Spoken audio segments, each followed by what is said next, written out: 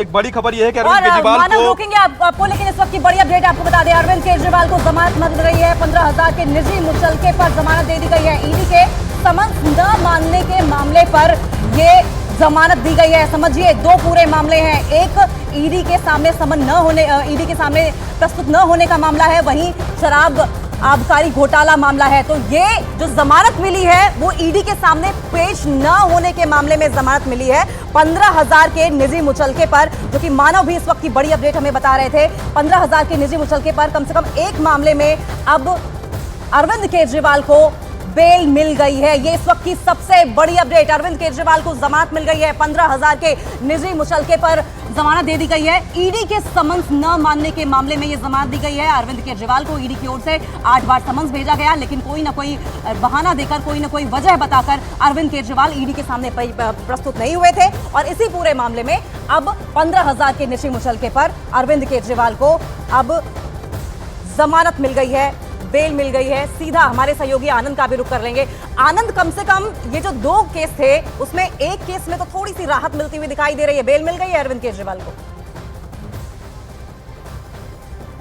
देखिए अंकिता, ये इतना पेचीदा मामला है। मैं आपको बता दूं, ये जो जमानत मिली है, जो जानकारी मिल रही है, ये जो 174 की जो कार्रवाई थी, जो ईडी ने कंप्लेंट फाइल की थी, वो एक जमानती अपराध था। उस मामले में जो बेल बॉन्ड भरा है अरविंद केजरीवाल तरफ से, उस पर उन्हें बेल जो है जमानत दी गई है। लेकिन अभी जो ईडी ने सम्मन्स किए हैं लगातार, उस पर आगे अभी अरविंद केजरीवाल की मुश्किलें कम होती नजर नहीं आ रही, जो ईडी सूत्र बता रहे हैं, क्योंकि उन्हें 8 सम्मन्स भेजे जा चुके हैं। और जो ईडी सूत्र बता रहे हैं कि उन्हें ईडी फिर से सम्मन्स कर सकती है पूछताछ में शामिल होने के लिए, बुलाने के लिए। तो अभी अरविंद केजरीवाल को जो राहत मिली है, वो जो ईडी ने जो कंप्लेंट फाइल की थी, उस मामले में उन्हें जमानत मिली है, जो जानकारी अब तक मिल रही है, जो सामने आ रही है। ठीक है, आनंद बने रहिए हमारे साथ। हम एक बार मानव का भी रुख कर लेंगे। मानव, अभी फिलहाल के लिए ये फौरी तौर पर राहत दिखाई दे रही है, लेकिन मामला क्या आगे पेचीदा समझें या राहें आसान होंगी अरविंद केजरीवाल के लिए? क्या देख पा रहे हैं आप आगे? बिल्कुल, देखिए हमको इसमें इंतजार करना चाहिए कि कोर्ट ने और क्या क्या कहा है इस मामले में। जमानत मिल चुकी है, अरविंद केजरीवाल कोर्ट से भी निकल गए हैं। ये मैं अपने दर्शकों को ताज़ा अपडेट दे रहा हूं, और ये जो सारी जानकारी हमको लाइव वहाँ से मिल रही है। कोर्ट ने इस पूरे मामले में क्या कुछ कहा है वो बहुत महत्वपूर्ण होगा, क्योंकि इससे इस पूरे कथित शराब घोटाले की एक जांच की दिशा तय होगी कि आगे किस दिशा में ये जांच जाएगी। क्योंकि आप इस बात से अंदाजा लगाइए कि अगर अरविंद केजरीवाल ईडी के सामने पेश होते हैं, वो ईडी के सवालों के जवाब देते हैं, तो इससे कहीं ना कहीं जांच में सहयोग होगा। और ईडी भी यही दलील कोर्ट में दे रही है। जमानत मिलना अलग चीज है, क्योंकि टेक्निकल पहलू है। जमानती धाराओं में ईडी ने एक शिकायत दी थी कोर्ट के अंदर, उसमें जमानत मिल गई है 15,000 के निजी मुचलके पर। लेकिन कोर्ट ने बाकी क्या कुछ चीजें कही हैं, उसके लिए थोड़ा सा इंतजार करना चाहिए, क्योंकि उससे इस पूरे मामले की जो दिशा है वो तय होनी है। क्योंकि अरविंद केजरीवाल दिल्ली के मुखिया है, मुख्यमंत्री भी है, और इसके साथ साथ उनकी देखरेख में ये सारा मामला हुआ है, ऐसा ईडी दावा करती रही है। आनंद, जो अरविंद केजरीवाल के वकील हैं रमेश गुप्ता, क्या कोई जानकारी इस बारे में निकलकर सामने आई है कि उन्होंने क्या दलील दी है कोर्ट के सामने? देखिए, कुछ देर के बाद जो रमेश गुप्ता हैं वो भी वहां पर मीडिया से बात करेंगे, बताएंगे कि किस तरह की पूरी कोर्ट की सुनवाई रही है। लेकिन जो अंकिता जानकारी मिल रही है कि जो जमानत मिली है, आनंद लौटेंगे आपके पास अरविंद केजरीवाल के इस पूरे मामले पर। हम सीधा प्रियंका को रुख कर लेंगे। प्रियंका, क्या लेटेस्ट अपडेट है आपके पास?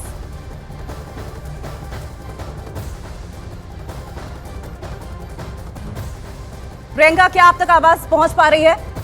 प्रियंका का हम रुख करेंगे, लेकिन इस बीच एक बड़ी अपडेट आपको बता दें। मुख्यमंत्री अरविंद केजरीवाल दिल्ली की राउस रेवेन्यू कोर्ट में पेश होने के लिए पहुंचे थे, जहां पर उन्हें निजी मुचलके पर 15,000 के निजी मुचलके पर फिलहाल के लिए बेल दे दी गई है।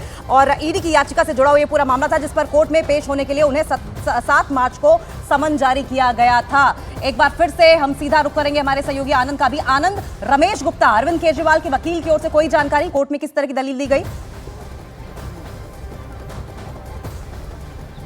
देखिए अंकिता, जो जानकारी आ रही है कि रमेश गुप्ता अब बहस की शुरुआत करेंगे, यानी कि अभी जो 174 की जो कार्रवाई थी, जो कंप्लेंट फाइल की थी ईडी ने, उस मामले में जरूर अरविंद केजरीवाल को राहत मिल गई है। उन्हें 15,000 के बेल बॉन्ड पे जमानत मिल गई। लेकिन जो पीएमएलए का मामला, यानी जो शराब घोटाला मामला है, जिसमें ईडी लगातार अरविंद केजरीवाल को सम्मन्स कर रही थी, उस पर कोई राहत अभी अरविंद केजरीवाल को नहीं मिली। जैसा कि अब तक की जानकारी सामने आ रही है, अभी कोर्ट में जब बहस शुरू होगी तब ये तमाम चीजें साफ हो पाएंगी कि किस तरह से रमेश गुप्ता जो अरविंद केजरीवाल तरफ से पेश हुए हैं वो क्या ठीक है। आनंद लौटेंगे आपके पास। सीनियर एडिटर विक्रांत हमारे साथ जुड़ गए हैं। विक्रांत जी, अभी तो फिलहाल के लिए बेल मिल गई है एक मामले में अरविंद केजरीवाल को, लेकिन ये पूरा प्रोसेस क्या है और आगे क्या कुछ रहने वाला है, हमारे दर्शकों के ही करके समझाइए जरा। देखिए, न्यूज 18 इंडिया के दर्शकों को समझना होगा कि आज जो मामला कोर्ट में था वो केवल और केवल इतना था कि ईडी ने एक शिकायत दर्ज करवाई कोर्ट में कि हमने जो अरविंद केजरीवाल दिल्ली के मुख्यमंत्री को सम्मन किया है उसकी तामील नहीं हो पा रही है, वो कोर्ट में पेश जानबूझकर नहीं, वो ईडी के सामने जानबूझकर पेश नहीं हो रहे हैं। तो वो एक शिकायत सीआरपीसी के तहत करवाई थी कोर्ट में। उस मामले में अरविंद केजरीवाल कोर्ट में पेश हुए, उन्होंने बेल बॉन्ड भरा, क्योंकि ये समझिए कि इस अपराध में केवल 6 महीने की केवल 1 महीने की सजा और 500 रुपए जुर्माने का प्रावधान है। ये बेल कोर्ट के सामने बेल उन्हें मिल गई है। अब वो अपने घर वापस निकल गए हैं। अब इस मामले की शिकायत पर बहस चलेगी, दोनों पक्ष अपनी अपनी दलीलें रखेंगे कि आखिर अरविंद केजरीवाल ने समन की तामील क्यों नहीं की, ये उनके वकील बताएंगे, और जो समन पर आना चाहिए था वो ईडी बताएगी। इसका ईडी के बाकी समन जारी करने से या आगे समन जारी करने से कोई ताल्लुक नहीं है, किसी भी तरह का ताल्लुक नहीं है।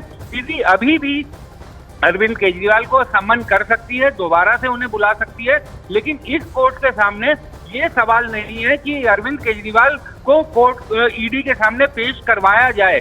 ये कोर्ट को तय नहीं करना। कोर्ट के सामने केवल इतना मामला है कि अरविंद केजरीवाल पिछले समन पर पेश नहीं हुए, लिहाजा उनके खिलाफ आईपीसी के तहत अपराध बनता है। उस अपराध के लिए शिकायत ईडी ने की थी, जिस मामले में अरविंद केजरीवाल ने पेश होकर के बेल ले ली है। अब इस मामले का ट्रायल चलेगा, पिछली अदालत में पूरी सुनवाई होगी, पूरा ट्रायल चलेगा, दोनों पक्ष अपनी अपनी दलीलें रखेंगे, उसके बाद जाकर अदालत अपना फैसला सुनाएगी। लेकिन ईडी अगर चाहती है कि अरविंद केजरीवाल को वो पूछताछ करना चाहती है दोबारा बुलाने के लिए, तो वो दोबारा से उन्हें समन कर सकती है। शुक्रिया विक्रांत, आपका नजर बनाए रखें, लौटेंगे आपके पास, लेकिन आनंद का भी रुख कर लेंगे। आनंद, ये तो एक अलग मामला है, लेकिन मेन मामला जो है दिल्ली आबकारी शराब घोटाला मामला, उस पर तो अभी भी अरविंद केजरीवाल की मुश्किलें बढ़ेंगी ही आगे, ऐसा है क्या?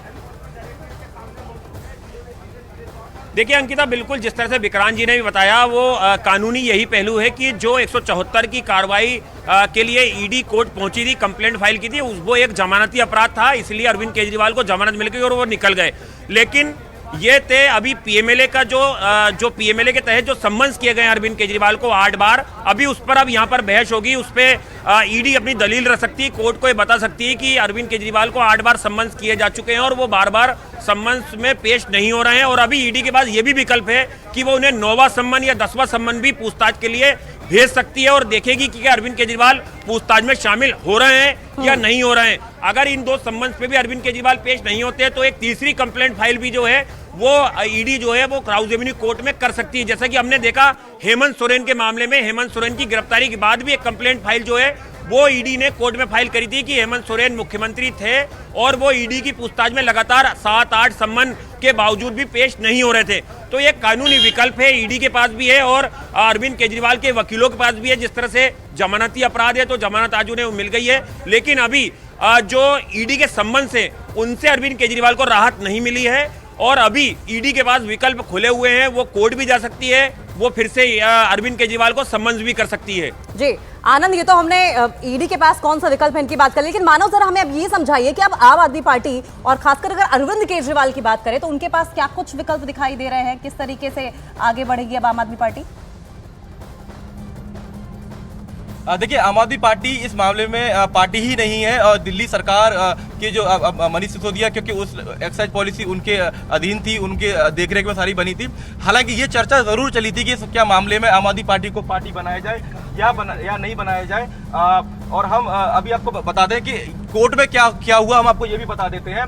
कोर्ट में हुआ ये तरीके से कि ईडी की तरफ से कोई विरोध इस बात का नहीं किया गया जब कोर्ट ने कहा कि ठीक है, जमानती वारंट आप भरिए और आप जमानत ले सकते हैं। इसके बाद जो गुप्ता हैं, जो वकील हैं अरविंद केजरीवाल के, उन्होंने कहा कि केजरीवाल को जाने दिया जाए और बहस जारी रखी जाए और इसका विरोध ईडी ने नहीं किया। उसके बाद अरविंद केजरीवाल वहां से चले गए और अब इस मामले पर पूरी बहस वहां पर चल रही है। ये पूरा ट्रायल आगे चलता रहेगा, लेकिन आम आदमी पार्टी की तरफ से लगातार ये जरूर कहा गया है कि ये सारे समन ईडी के हैं वो गैर कानूनी है और एक द्वेष की भावना से राजनीतिक षड्यंत्र के तहत अरविंद केजरीवाल को भेजे जा रहे हैं। मानो क्योंकि आप के कविता का भी जिक्र कर रहे थे, कोई जानकारी क्या इस बारे में आ रही है कि अब से थोड़ी ही देर में के कविता भी राउज एवेन्यू कोर्ट पहुंचने वाली है?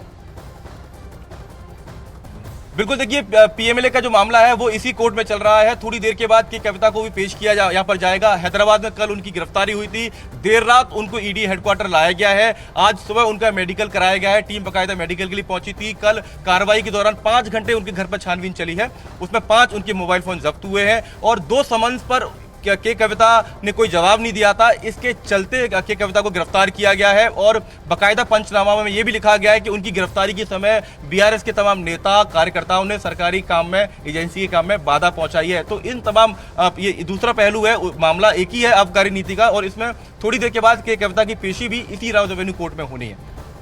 ठीक है मानव, एक बार आनंद का भी रुख कर लेते हैं। आनंद, कोर्ट में क्या कुछ हुआ है, कोई जानकारी इस बारे में पॉइंट दर पॉइंट हमारे दर्शकों को समझाएं।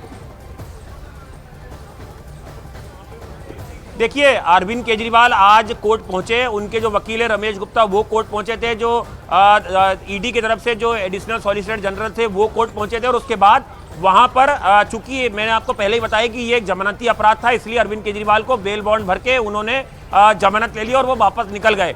अभी अब जो है वो सुनवाई चल रही है। अभी रमेश गुप्ता जो है अपनी बात रख रहे हैं, उसके बाद ईडी की तरफ से अपनी बात रखी जाएगी। और जैसा कि हम आपको लगातार बता रहे हैं कि जो लिकर घोटाला है, दिल्ली आबकारी घोटाला जो है, उसमें अरविंद केजरीवाल को 8 सम्मन ईडी की तरफ से भेजे जा चुके हैं। अभी ईडी के पास काफी विकल्प हैं, वो वापस कोर्ट जा सकती है, वो 9वां सम्मन भी अरविंद केजरीवाल को दे सकती है। अगर अरविंद केजरीवाल 9वें सम्मन पे भी नहीं आते तो उन्हें 10वां सम्मन भी जो है वो भेजा जा सकता है।